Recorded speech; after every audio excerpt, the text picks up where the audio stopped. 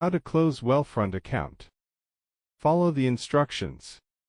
Log into Wealthfront from the app or website using your credentials to access your account dashboard.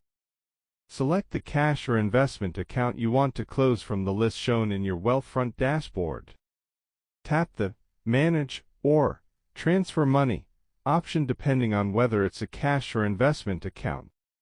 For cash, scroll down and tap Start Account Closure to begin the account closing process. For investment, choose Withdraw or Transfer to move all funds to your bank or another brokerage. Wait for all pending transfers and fund sales to fully settle before continuing to the final steps. Follow prompts to confirm closure and ensure you have no active stock investing or money market holdings. Once confirmed, your account will close. Documents stay accessible but login may be disabled later. Thank you for watching.